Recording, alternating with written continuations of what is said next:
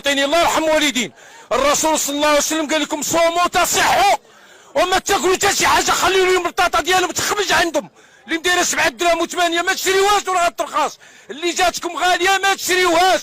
والرسول كان تيصوم غير بالحليب والتمر، وراه نتوما اللي مدايرين الغالات. اللي باغي راه نص كيلو ديال العدس يدي لكم سيمانه، 50 غرام في الحريره شربوها الحريره والتمر. خلي لهم سلعتهم عندهم باش يعرفوا المواطن بانه راه ما خدام ما عنده حتى شي حاجه. ودنو من على هذه الحكومه اللي مسلطه علينا ما ديال حتى شي حاجه. وهذه المراقبه ما جات حتى دابا، لهذا تناشدكم الله يجازيكم بخير وما تشريو الا الحاجه اللي رخيصه. الله يرحم والدين اللي جاتكم خاليه ما تشريوهاش. وراه الرسول صلى الله عليه وسلم راه رمضان، وراه المبدرين يا اخوان الشياطين، وراه لا قعدتوا تطيبوا راه داكشي اللي تتخسروا في رمضان راه يوكلكم عام، غير تتبقاو تشهاو وتلوحوا راه عندكم الذنب في هذاك الشيء اللي تديروا في رمضان. وحطوا قدامكم كاس ديال اتاي والحريره وجوج تمرات وخليوا لهم هذاك الشيء يخنز اللي دايرهم، الحوت يخنز لهم، اللحم يخنز لهم باش ينقصوا عليكم الثمن. الله يجازيكم بخير. وما تشريوش من المارشي وما تشريوش من القيصريات راه غالي. الدرويش خاصو يشري من السوق لان الخضار راه مهلوك، راه تيبيع على درهم شويه غادي يولي يبري على الثمن باش يركب. قال لنا نتوما اللي اخترتوهم دبروا معاهم هما تيقتلوا فينا، هما الحكومه حنا اللي اخترناهم هما تيقتلوا فينا.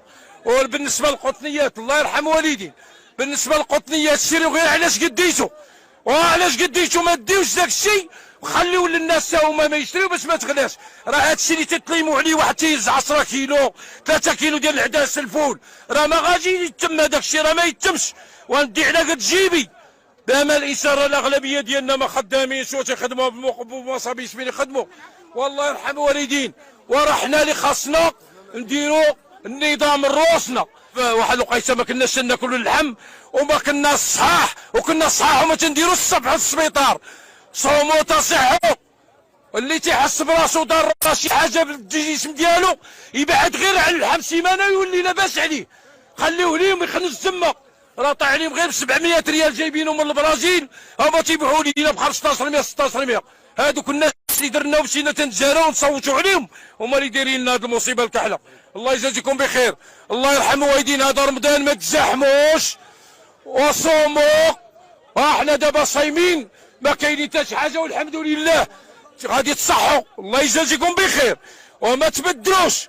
راه اللي تيبدر راه ما عنده حتى الصيام. وما تبقاوش تضايقوا مع الناس وما تسيبوا واحد يشري 5 كيلو ديال العدس وواحد باغي رابعه تبداو تبانوا قدام الناس.